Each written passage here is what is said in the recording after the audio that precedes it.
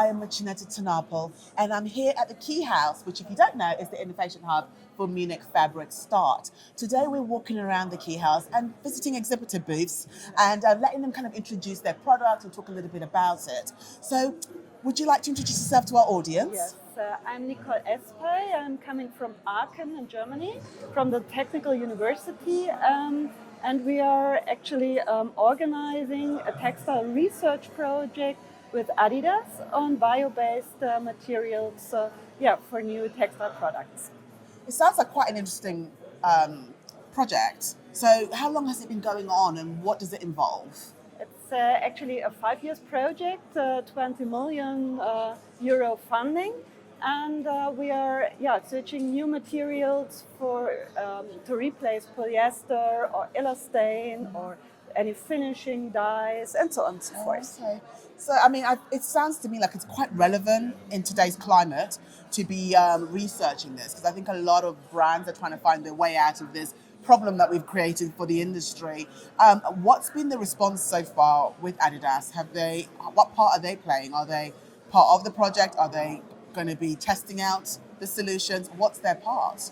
Well, they are organizing this project with us, and they are involved in a couple of projects, but other companies as well. It's not only Adidas. We are in innovation space of about 100 member organizations, quite a lot of SMEs, but also research institutes.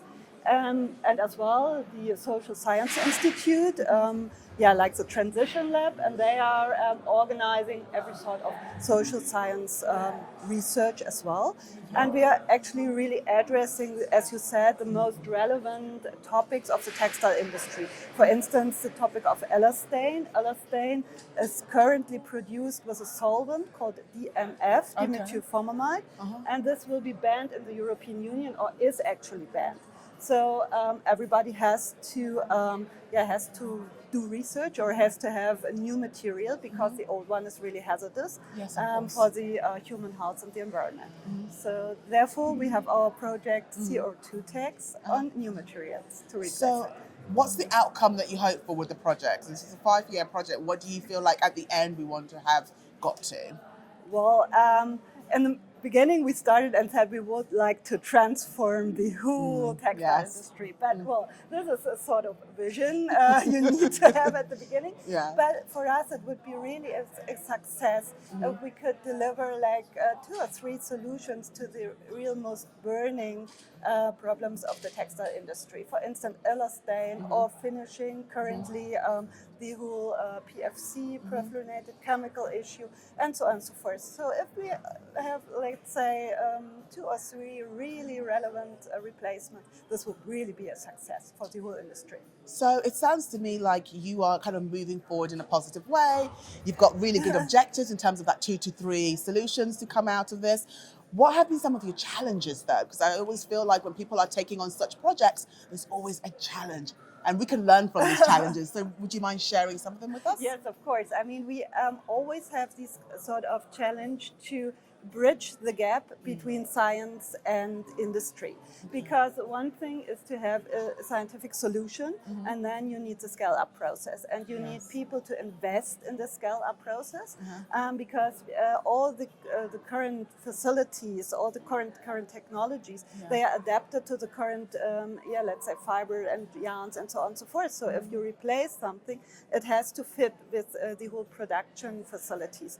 And so we always talk about the scale-up process. And this is really hard because, as I said, you need further investment. And it's not so fancy to invest in scaling up than to invest in something totally new. I think that is most of the problems, right? To take an idea from a scientific lab and put it into reality. Exactly. And make sure it thrives and makes an impact is the hard part. Exactly, and then really to show, and that's why I really like our prototypes, to show that it's working. For instance, over here we have already a sock with this new sort of elastane material, and therefore you can really show that it works on a real product.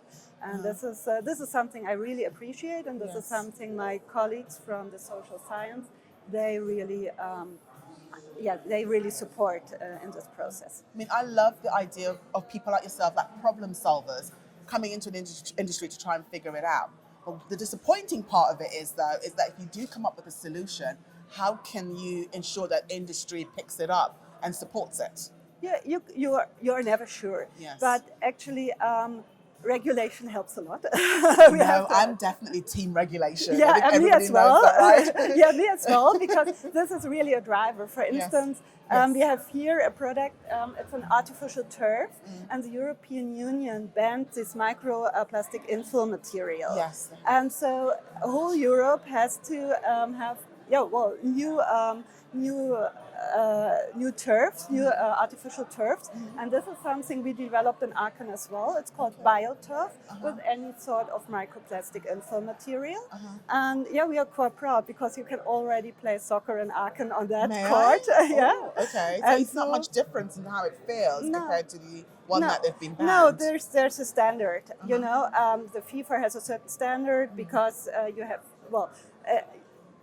you need to play on it, and therefore we need a standard, but they managed to weave it without any sort of infill material. So this is really, this is a sort of breakthrough. And as I already said, a couple of weeks ago, we had our open air kickoff, and people played football on that. And this is something I like that. Yeah. You're smiling so wide. It tells me that you were successful, which is really good. I mean, I do like the idea that you are also understanding that legislations are going to hopefully push forward your project a bit more, because industry will be forced to actually find solutions in order to comply. So exactly. I'm a massive fan of it. But I mean, I kind of see the downfall of legislation a little bit, because it's really hard to change an industry. It doesn't happen overnight. No, and whether the time that we're going to have to make those changes is going to be enough is another thing altogether. So what do you look forward to in 2024? What can we look out from you? Well, of course, a scale-up of this. And I mean, it's a soccer championships in Europe, so hopefully we'll give it a certain. And of course, this elastane topic. And additionally to that, we are actually working on new finishing, bio-based finishing, and this is really relevant for any sort of textiles as well. So this is our project this year, and then we have two for this year. And then we have to see how it develops. And last question, how can we as an industry support you?